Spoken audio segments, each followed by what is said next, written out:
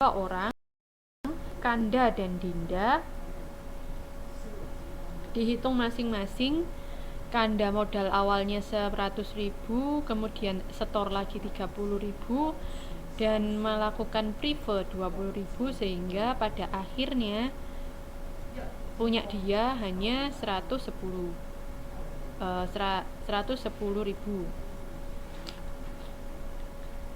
Lalu sedangkan modal Dinda adalah 90.000 awal, kemudian setornya 20.000, prefernya 10.000, sehingga akhirnya menjadi 100.000. Kemudian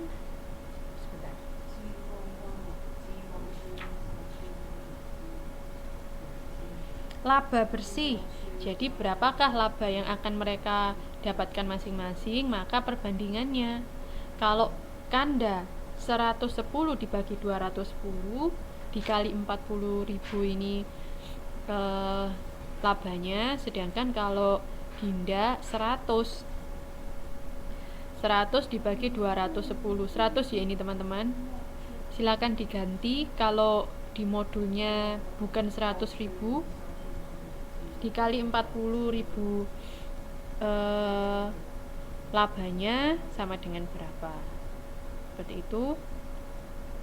Ini adalah laba bersih. Maka jumlahnya modal keduanya pada tanggal 31 Desember adalah 130. Ini tadi kan ditambah laba, modal ditambah bagian laba sama dengan ini punyanya Kanda, kemudian modal ditambah laba punyanya Dinda, totalnya adalah 250.000.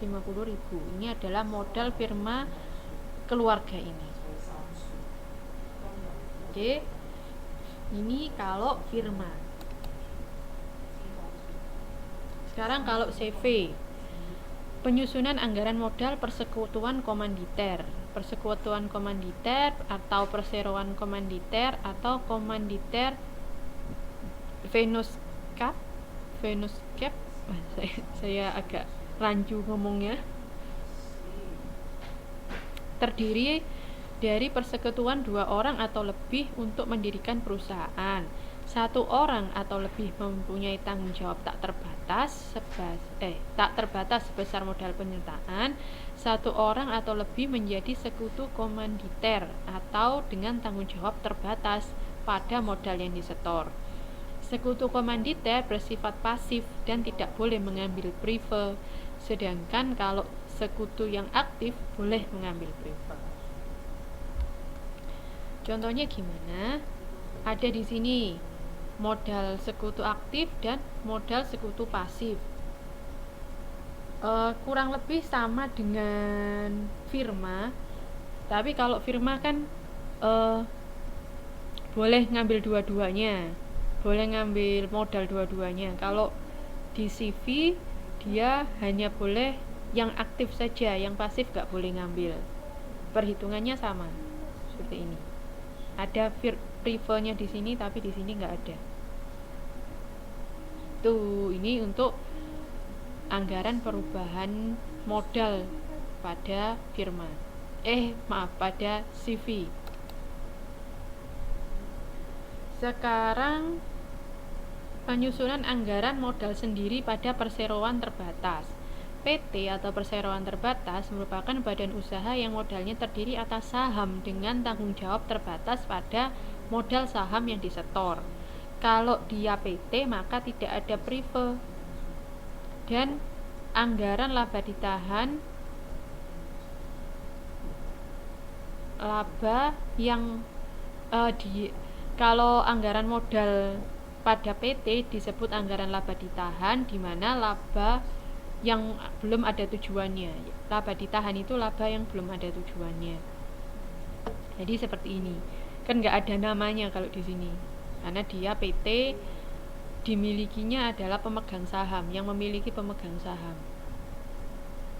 Laba ditahan awal berapa laba bersih ditambah laba bersih, kemudian dividen yang dibagikan, berarti dikurangi, maka laba ditahan akhir adalah sekian. Ini untuk PT.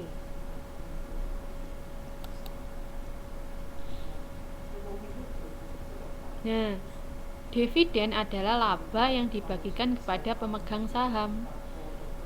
Misalnya laba ditahan awal adalah sekian, laba bersih adalah sekian, maka laba ditahan akhir adalah sekian.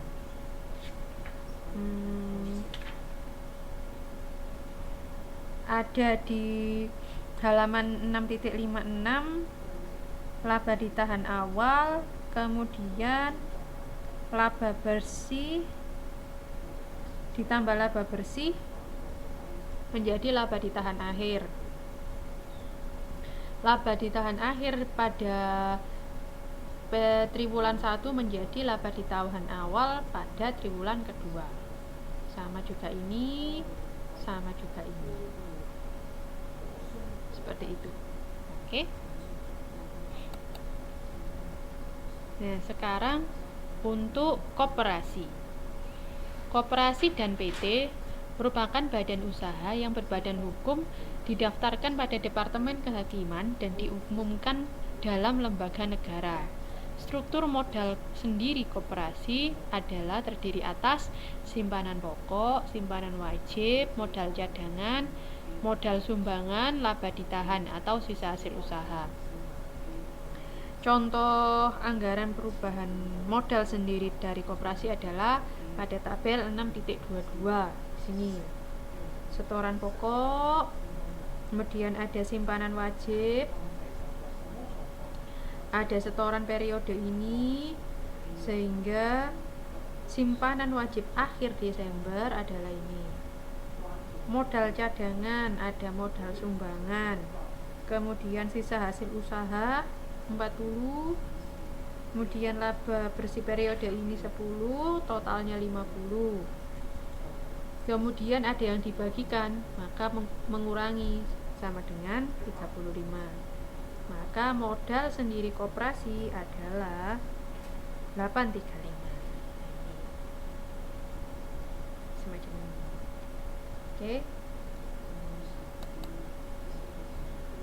Nah, ini akhirnya penyusunan neraca. Ilustrasinya ada di halaman 6.58 dan 6.59. Di situ misalnya yang A, berdasarkan tabel 5.9 diperoleh anggaran kas triwulan 158.009 triwulan 1 sampai triwulan 4. Ditulis di sini, seret. Tabel 5.9 ini berarti di modul sebelumnya kita membahas mengenai kas.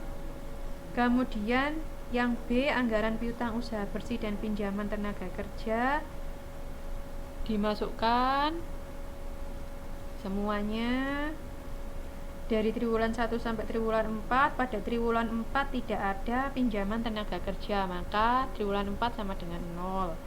Kemudian yang C, anggaran sediaan produk jadi akhir triwulan 1 sampai dengan 4 sama dengan 150 sampai terakhir 146, dan sediaan bahan baku tiap triwulan adalah 200. Sediaan bahan baku sama. Oke.